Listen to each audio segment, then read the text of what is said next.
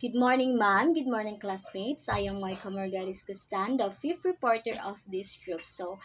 My topic is all about the private tutors and the imprisonment of Dunya Tudora.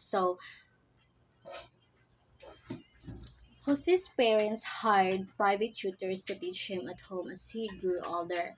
Maestro Celestino was the first, and Maestro Lucas Padua was the second. So later, the boy tutored by an elderly man named Leon Monroy. Si Jose Rizal daw na siya yung three private tutors among his early childhood. So, first is si Maestro Celestino, siya ang nagatudlo kang Rizal, the basics of reading and writing in Spanish. Then, si Maestro Lucas Padua naman was Rizal's second private tutor. Siya ang nagtudlo kang Rizal, more advanced Spanish grammar and literature as well as arithmetic, geography, and history. And si Maestro Leon Monroy, siya ang ikatulong private tutor ni Rizal, and siya ang nagtudlo kang Rizal sa mga Latin and help him at develop his love for poetry. Ang tulo ka private tutor ni Rizal is they played an important role in his development as a scholar and a thinker. They taught him the skills and knowledge that he would need to succeed in his academic and professional endeavors. Sila also naga-instilled in him a love of learning and thirst for knowledge knowledge. Then Rizal was a grateful student of his private tutors. So next is Rizal first calling in Binyan. Kaning nasa screen no, mo ni siya ang mga characters sa pag-school or the first schooling in Binyan ni Rizal. I-summary na lang nako ang story no para dili ra kay siya taas. Um, in 1869, at the age of 9, si Jose Rizal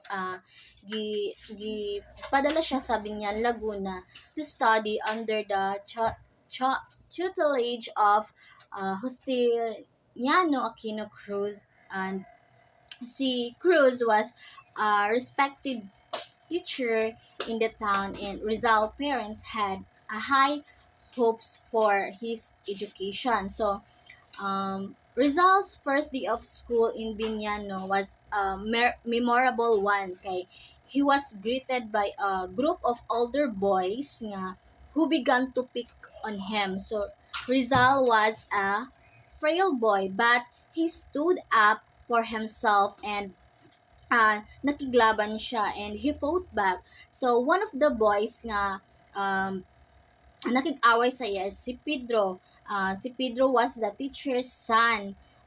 Siya ang teacher, kanang son siya sa teacher nila Rizal. So Pedro was much bigger and stronger than Rizal, but Rizal managed to defeat him in a wrestling match, diba? So this incident earned Rizal the respect of his classmates, and dali ra kay siya he quickly became one of the best students in the school. Siya is nag-excelled siya in all his subjects, and but he was particularly gifted in languages. So he learned to speak and write Spanish fluently, and he also studied Latin.